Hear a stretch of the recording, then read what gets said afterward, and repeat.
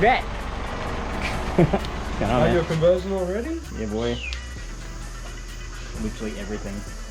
Hey, so here we are. We've been to the shop. We've got a whole bunch of braided lines and fittings for the new turbo. Say hi, Dean. Hello. Say hi, Lachlan. Hello.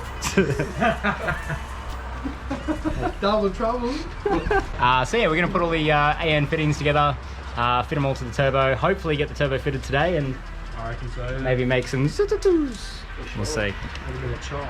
Bit of chop chop. Although we can't legally drive the car.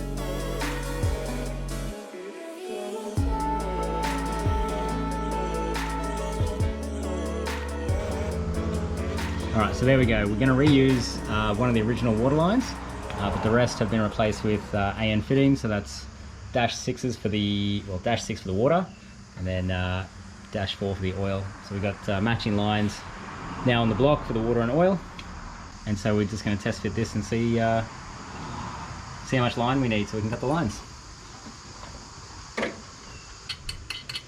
Oh, look at that. Big boy. Yeah. The very top one? Oh no, side one. Side here. Grab zip tie. Do you want me to, I'll loop it for you? Face that in. That sounds amazing, doesn't it? Hey? Sounds amazing. Yeah, it does, eh? I reckon we run this like that, so we just get a nice feed. Yep. Up to here. So is that a 90 on top too? Yeah, it's a 90. Cool. So we'll grab another zip tie. Yep. So do we cut them on the car? No, we'll take everything out. Yeah, so right. we just want to check. So basically we're going to have a 90 here. It's going to have that much wiggle room. Comes straight off here. So we got it nicely curled under. Yeah. It's not touching anything. Yeah, right. And our dash 6 points down at the back here. Off the block? Yep. And we're going to have it curled down. Yep. If you have a look down the back there. So plenty of room for the dump. What do you think about that? Oh yeah, heaps. Yeah. That's good. Yeah. Coming on a 90 here. Yeah, cool. We'll be way away from everything. Yeah, well, cool. There you go. Beautiful. Difficult because you want to stop it from fraying so much. Yep. So that's how. Dude, that's pretty good. Oh, if it's frayed, you can't get it in. You can't get it in, that's right. Now we're going to push this up. As you can see, it goes on pretty easy once you give it a nice clean cut. Yeah, right. See? There you can see that's butted up. Yeah, right. Okay, so that actually seals right in it. Yep. Cool. So you push that in first, you feel it like pop into place. Yeah. Oh yeah, against like the rubber. Yep. And then you turn it.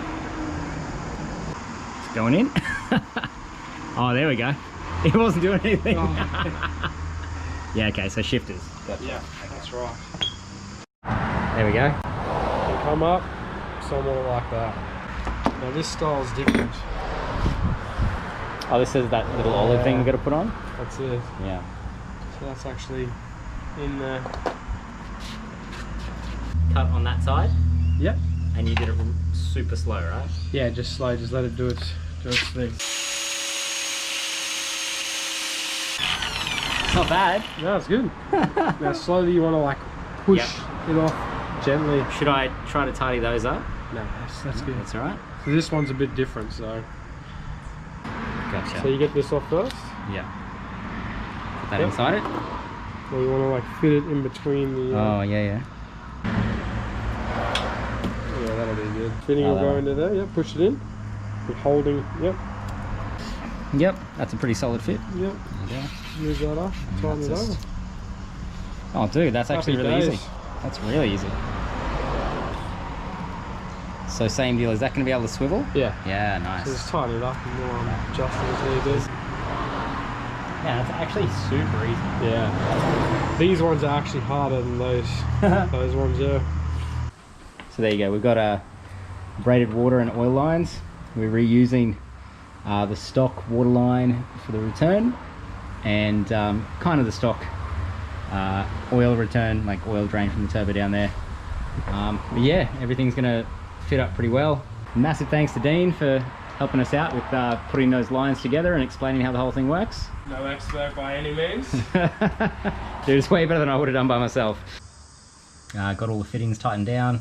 So I think at this point, all that's left to do is pull the manifold off, get the manifold gasket on in there, tighten that down, torque that down properly, and then we can start putting everything on for the last time, and hopefully get to start it up pretty soon. So there's my multi-layer gasket on there between the head and the manifold. Let's get the manifold on.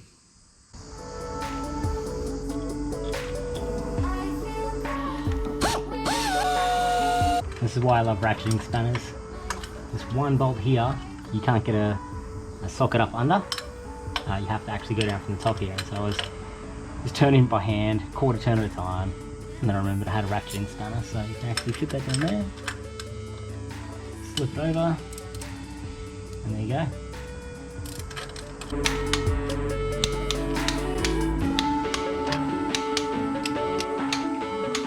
Okay, so the manifold is torqued down onto the motor with the metal gasket in between them, and everything torqued down to the correct torque setting, as well as torqued in the appropriate order as well. So you kind of have to do, I think it was like cylinder 3, then cylinder 4, then cylinder 2, then cylinder 5, then like cylinder 1 and 6, something like that. So this kind of helps mate it to the motor properly, and also you know, not crack or strip anything. So yep, good that that's done. Next thing to do is going to be get the turbo in place. So I'll put the spacer on there. So I've got to try and lower the turbo down onto this well drain tube as I sort of lower the turbo into this position. So yeah, it's a pretty heavy turbo, so I don't know how I'm going to go. We'll see. Okay, so I've got the turbo on. I don't know if you can see down there, but the oil drain is in the tightest damn position. And so that comes off the bottom of the turbo. And I have to get this line kind of simultaneously onto the bottom of the turbo and onto the actual bung on the motor end, kind of all at the same time, while also trying to line it up with the bolts on the manifold. So I kind of couldn't film that, but you know, I had legs in the air and stuff going everywhere, so just imagine what you want from that. I'm glad I won't have to do that again for a while. So we'll go ahead and tighten up those hose clamps and keep working on the other lines to the turbo. And so here's the coolant return. Coolant feed, coolant return. You can never figure it out. It's something that goes to the back of the block on an RB. Anyway, so that's that line there, and it's just going to go. There's a hard line that I've got bolted to the back of the turbo off that banjo bolt at the back there. So basically just going to slide that line on and tighten the hose clamp on it, and that's about all I can do for this one. Because like I said, this line goes around the back and I wasn't keen on chasing that around the back and replacing it with different fittings and stuff. So I'm just going to keep this rubber line, put it on the hard line that came stock, and call it a day. Okay, so braided line for the coolant. It's got a 60 degree on one end to angle the line forwards away from the exhaust. So instead of just coming straight out of the block like this and, you know, being near the exhaust, or even a 90 degree and kind of sitting next to the block, it kind of comes out a bit like that. And then the 90 degree fitting on this side will just pop up right next to the turbo and just go straight in the side sort of thing. So here we go. Yeah, that's so much easier. You just get it on the thread and start turning it and it just feeds on. So much easier than banjo bolts, holy crap. So that's on there finger tight now. So now the whole reason for braided lines is hopefully this should just sit on here pretty easily. So now you can see the two black fittings next to each other. That's how easy it is. I just have to screw the 90-degree angle one onto the turbo, and that's cool and finished. Okay, so I think we're ready to test start it. So I've taken care of the rest of the plumbing. So the only line that I've still got left to connect is the oil line, and I'll explain why in a second. But since I took care of all of that, I've taken care of all the intake piping. So that's pod filter.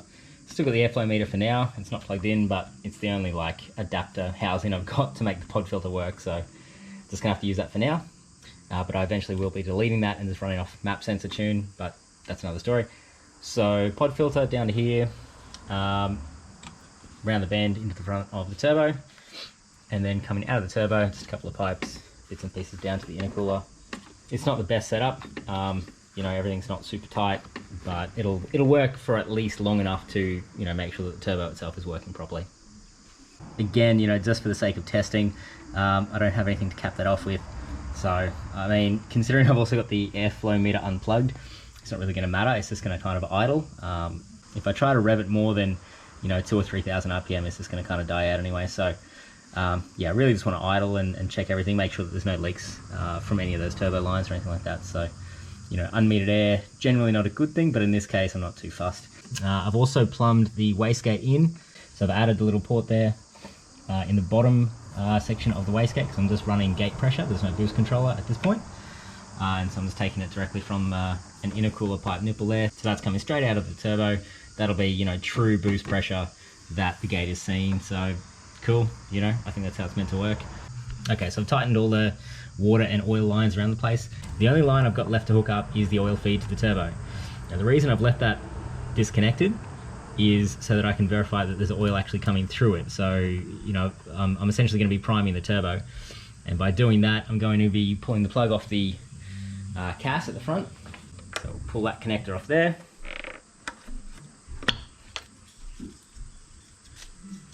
And that means that the car won't ever actually fire, but it will crank. And by cranking, it'll build oil pressure and it'll send oil up into the new turbo. So I've got a rose cider bottle here. Rosé cider bottle, sorry. It was actually pretty tasty. And I'm just going to run the oil line into that and just crank it for 20 or 30 seconds and to see if there's actually any oil coming out of it. At which point then I'll connect it to the turbo and I should be able to fire the car up and see if I've made any mistakes or see if it's working properly.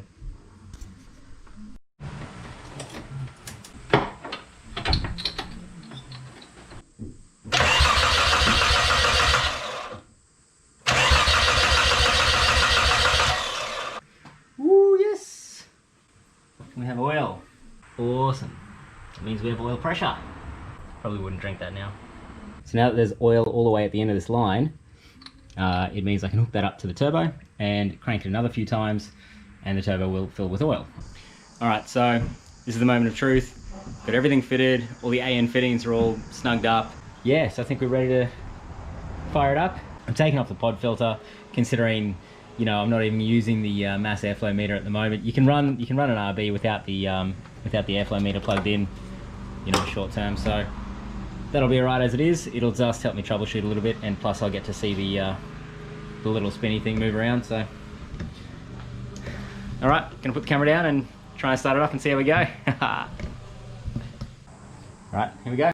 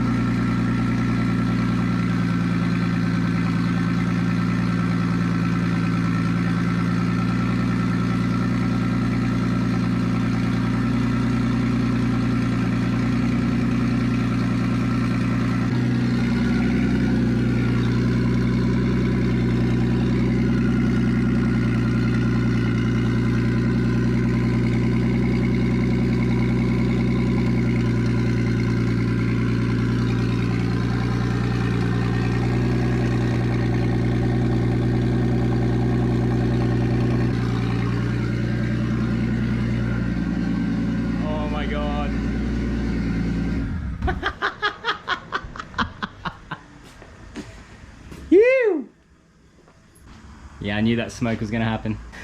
So much oil and residue and everything, so I don't know if you can see the smoke on the camera. Oh, well, there you go, guys. I'm beyond stoked. That turbo sounds sick. It's definitely ball bearing. I don't know if I got any footage of it spinning down, but it's definitely ball bearing. It takes like at least 30 seconds to fully finish spinning down after you turn the ignition off. So I think that's probably about it for this video, guys. You know, the turbo is on. I've got all the lines on. The plumbing, all the like the actual airflow plumbing sort of thing, intake and intercooler and all that sort of stuff. This works for now, but as the weeks go on, I'll get some different piping and stuff. I want to make everything black, have that same kind of look.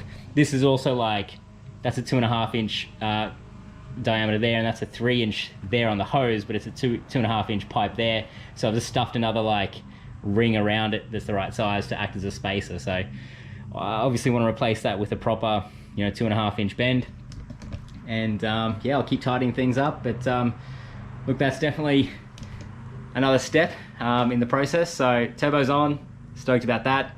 I think the next thing's going to be manual conversion, and then after that ECU and start tuning. So stay tuned, guys. It's going to be a bit of a crazy ride for the next couple of months, and I'm really really stoked that you guys are actually hanging around and watching all this. It does mean a lot to me. So yeah, look, if you like what you saw here, make sure you do all the usual things, like the video, subscribe to the channel, check us out on Instagram, Facebook, all that sort of stuff. You'll find us on all the social media places. Just Google Street Syndicate and we'll come up as well. And so, as always, thanks for watching, and until next time, we'll see you on the streets.